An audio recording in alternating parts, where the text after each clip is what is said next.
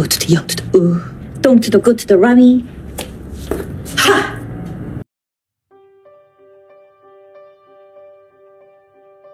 Ini adalah kisah tentang seorang pemuda bernama Jongsu.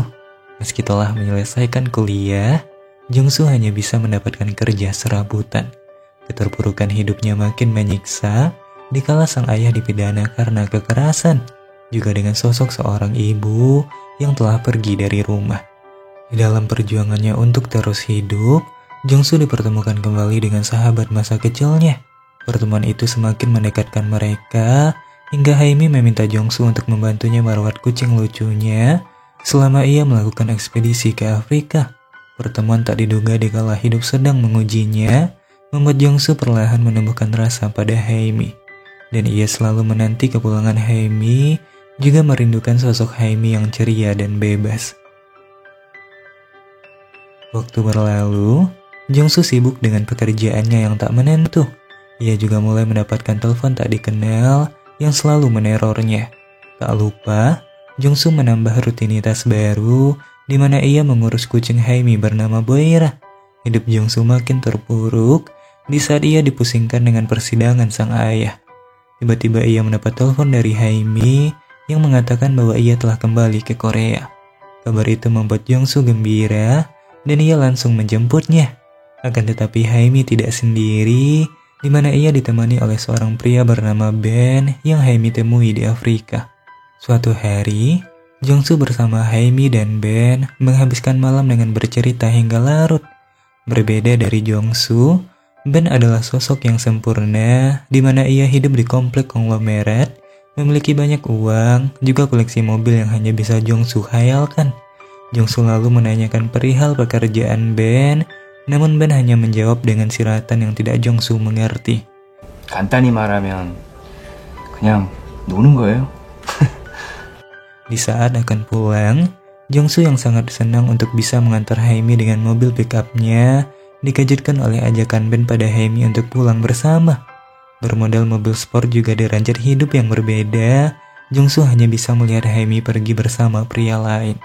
Dan kala itu juga, Jongsu kembali diteror oleh nomor tak dikenal yang tak mengatakan apapun. Esoknya, Jongsu disibukkan membuat petisi untuk sang ayah. Ia memohon pada para petani desa untuk membantunya.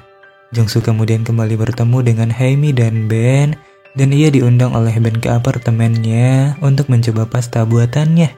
Kala itu Jongsu sangat terkejut melihat adanya barang-barang wanita di toilet Ben. Jongsu lalu merasa ada yang aneh dari Ben, dan ia meminta Haimi untuk tidak terlalu mudah dekat dengan orang lain.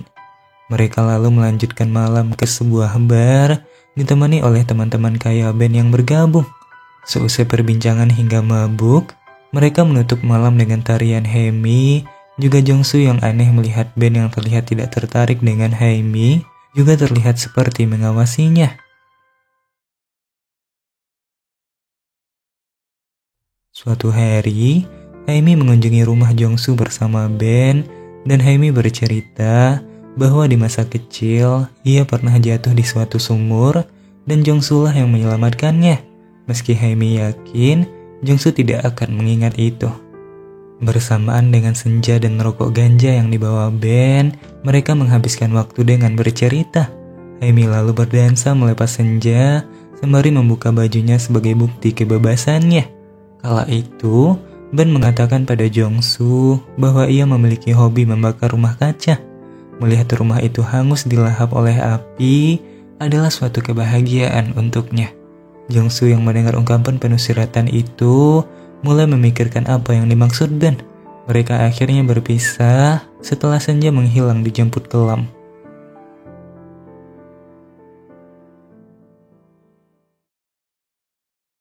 Hari-hari berlalu, Jongsu selalu berpatroli di taman kaca di desa.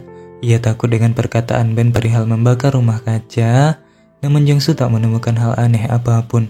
Jongsu akhirnya pergi menemui Haimi, namun ia tak menemukan Haimi dimanapun.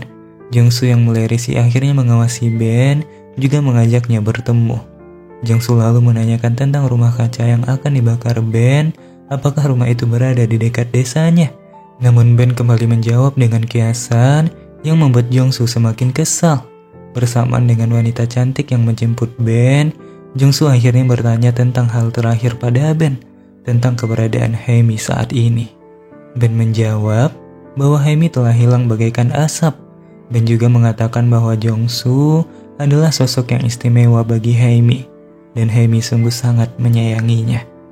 혜미가 정수 씨 특별하게 생각한 거. 이 세상에서 자기가 믿는 하나밖에 없는 사람이라고. Tak menyerah di sana, Jongsu menghabiskan hari-harinya demi mencari Haemi. Ia menanyai semua orang, juga menanyakan perihal sumur yang sempat Haemi ceritakan. Namun mereka menjawab bahwa tak ada sumur di sana dan Haemi tidak pernah terjatuh saat kecil. Jongsu akhirnya kembali mengawasi Ben, namun tak terlihat keanehan apapun. Tiba-tiba Jongsu kembali mendapat telepon misterius yang ternyata adalah ibunya sendiri. Sang ibu meminta Jongsu untuk bertemu dan terungkaplah fakta bahwa sang ibu menelponnya selama ini adalah untuk meminjam uang.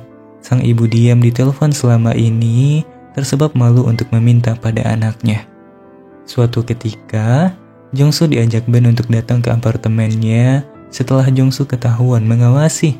Jongsu tiba-tiba mendengar suara kucing yang mana sebelumnya tidak ada. Jongsu lalu meminta izin ke toilet dan ia menemukan jam milik Haemi di sana. Di dalam kecurigaan itu, si kucing tiba-tiba kabur keluar dan Jongsu bisa dengan mudah menangkapnya dengan memanggil si kucing menggunakan nama Boira. Dengan fakta bahwa kucing Haemi ada bersama Ben, membuat kecurigaan Jongsu makin membesar. Jongsu juga melihat ekspresi yang sama seperti yang diperlihatkan Ben pada Haemi, juga dirinya di masa lalu. Di dalam dilema dan kehilangannya, Jongsu pergi ke kosan Haemi untuk setidaknya bisa melepas sedikit rindu di hatinya. Esoknya, Jongsu kembali bertemu dengan Ben dan Jongsu langsung menusuk Ben kala itu. Jongsu kemudian membopong Ben ke dalam mobil, lalu membakar Ben bersama mobil mewahnya. Luka hidup, cinta yang terpaku, juga keeksistensian pola pikir yang telah dibumbui banyak dilema, akhirnya membuat Jongsu memilih Ben sebagai pembunuh orang yang ia cintai.